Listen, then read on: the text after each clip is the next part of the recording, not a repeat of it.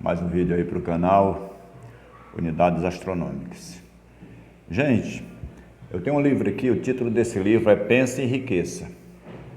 O autor aqui, Napoleão Hill, ele no capítulo 15, ele aborda um tema muito interessante, que é tudo que estamos vivendo hoje.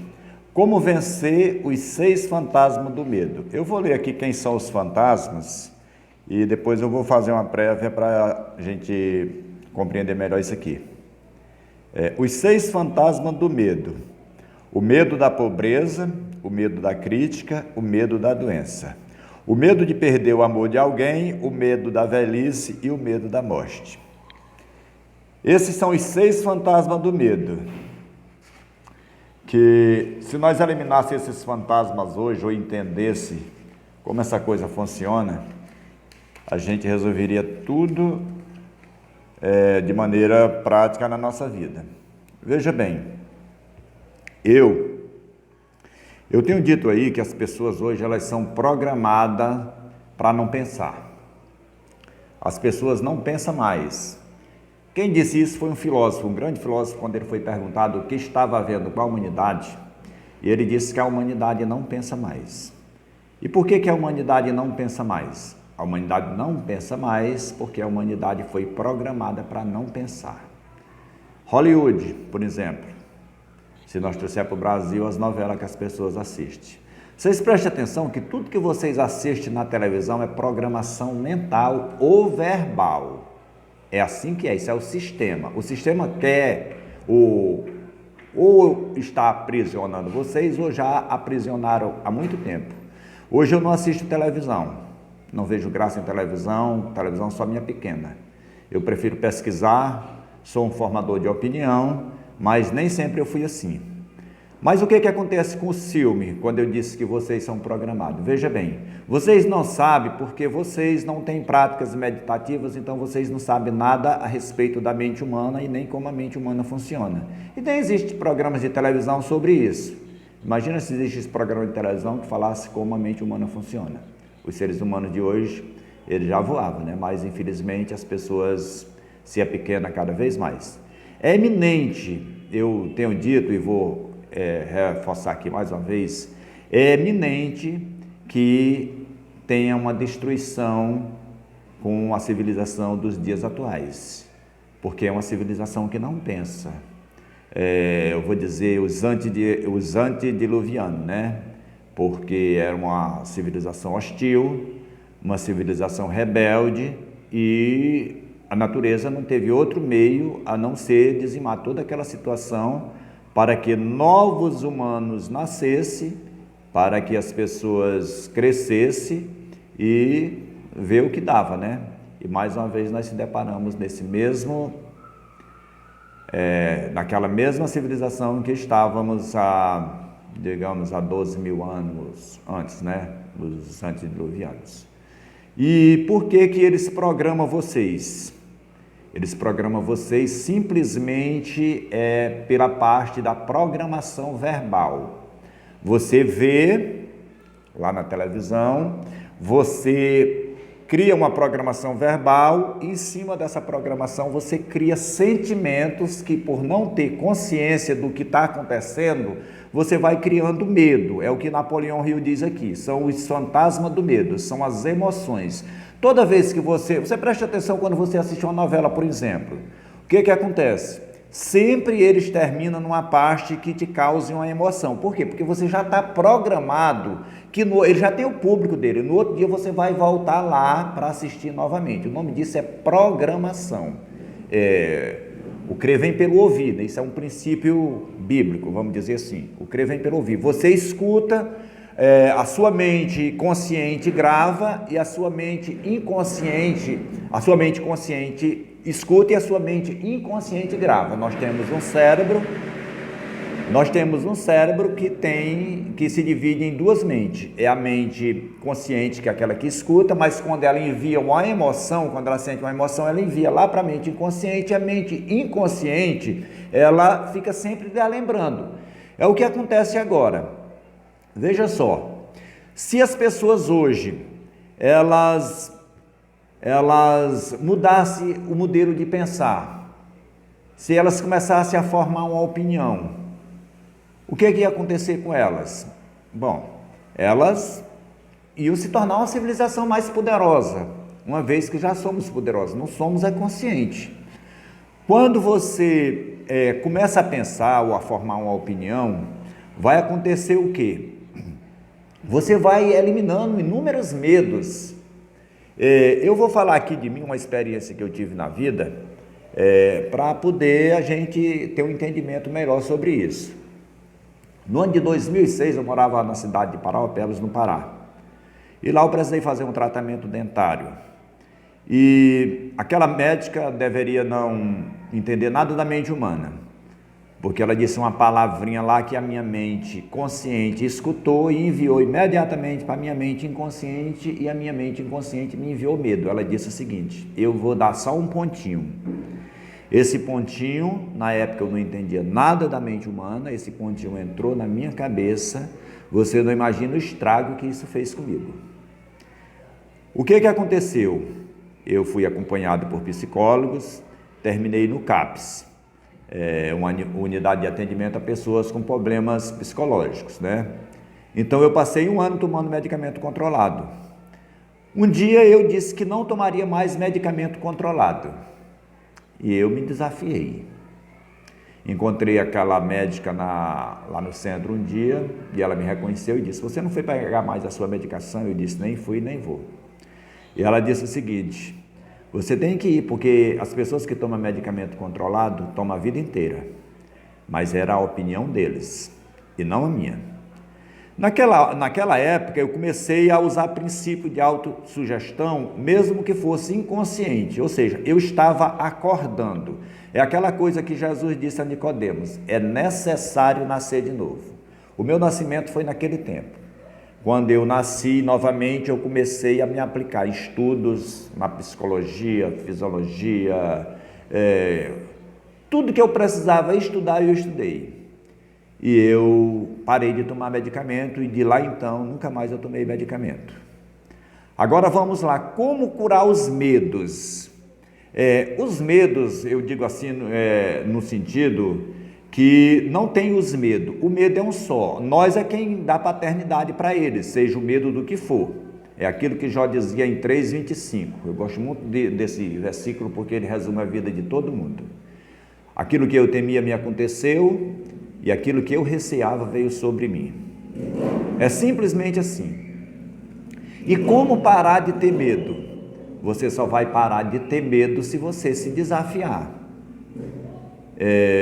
Eu gosto muito hoje até pela manhã eu estava falando com um amigo meu, que a gente só vê medo na expressão facial das pessoas hoje. Eu falei com ele, eu perguntei: tu tá bem? Ele disse: não, eu tô bem. Eu disse: não, cara, tu não tá bem não, porque eu sei fazer leitura fria, eu sou um master em leitura fria, eu sei quem tá bem e quem não tá, e 99,99% das pessoas hoje, elas sofrem dessas hipocondrias, doenças imaginárias. Então eu falei para ele o seguinte: olhe um pontinho lá na sua parede.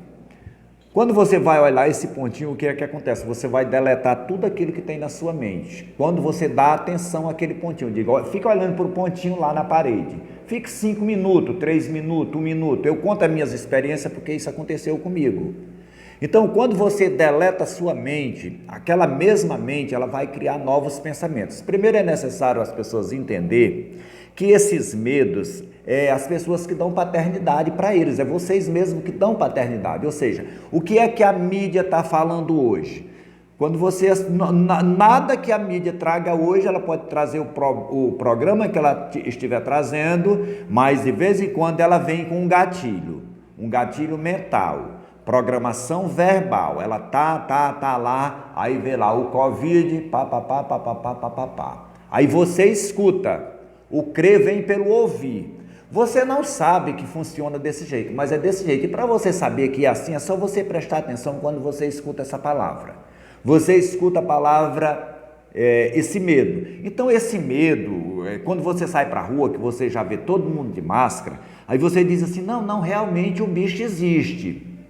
O bicho pode existir, mas é você que dá paternidade a ele. Se hoje, eu estava até dizendo a uns amigos meus ontem, se hoje o governo federal lançasse uma campanha dizendo o seguinte: Amanhã é para estar todo mundo nu na rua. Pasmem, mas infelizmente as pessoas iam para a rua todos nus, porque elas não criam, elas não formam uma opinião.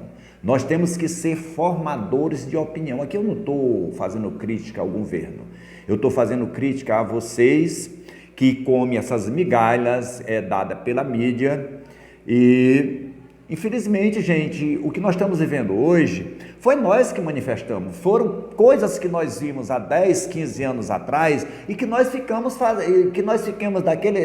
desde então nós ficamos dando afirmações a isso, nós ficamos dando paternidade a essas coisas. Você não vê escutar as pessoas dizer, geralmente no mundo evangélico, que se diz o seguinte: palavras têm poder. Tem, mas você precisa entender e fazer essa canalização e você afirmar apenas aquilo que você quer. O que é que você quer? Não, eu quero ter saúde. Sim, então deixe de pesquisar sobre doenças, porque se um igual atrai outro. A parábola dos talentos, né? A promessa é para todo aquele que já tem, mais será acrescentado e terás em abundância. E ao que não tem, até o pouco que tem será tirado. Então é o seguinte: o que é que você tem? Você tem esses pensamentos, desses medos, você não vai erradicar o medo estudando sobre ele. O Wallace Delois, ele diz num best-seller que ele tem, que eu gosto muito desse livro, ele diz o seguinte: quando a economia parar de estudar os pobres e estudar os ricos, acaba-se a pobreza. Mas não se preocupe, eles não têm interesse que isso se acabe. Quando a medicina parar de estudar os doentes e estudar os saudáveis, se acaba os doentes. E quando as religiões parar de falar em pecado e falar em retidão, se acaba o pecado. É simples desse jeito assim. Agora vocês precisam entender que nós vivemos ciclos de vidas.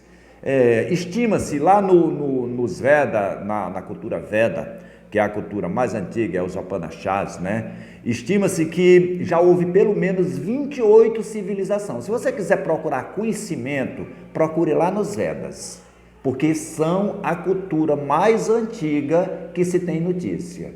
Então é o seguinte: os Upanishads são ótimos, sânscrito, tudo veio lá dos Vedas. Então estima-se que já houve pelo menos 28 civilizações. Estima-se, acredito eu que houve muito mais. E nós chegamos no fim do nosso ciclo.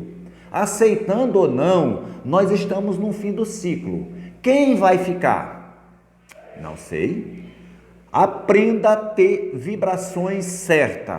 Aprenda a canalizar aquilo que você quer. Eu não quero ficar doente, então para de falar de doença. Para de enviar conscientemente essas mensagens para a tua mente inconsciente, porque a tua mente inconsciente, toda vez que ela sentir uma emoção enviada pela emoção da mente consciente, é aquela coisa, é a esposa. A esposa, ela faz tudo para agradar o esposo, ou seja, a esposa, que é a mente inconsciente, recebe a mensagem da mente consciente e ela diz assim: não, ele está querendo aquilo, ou seja, ele deu paternidade, e a mente inconsciente, ela manifesta para você. Eu queria muito que você entendesse esse princípio da forma que eu estou explicando, mas não dá para se entender e não tem outra forma de explicar. É a mente inconsciente que manifesta através do desejo que a mente consciente envia. São nós mesmos que demos paternidade a essas hipocondrias que estão aí.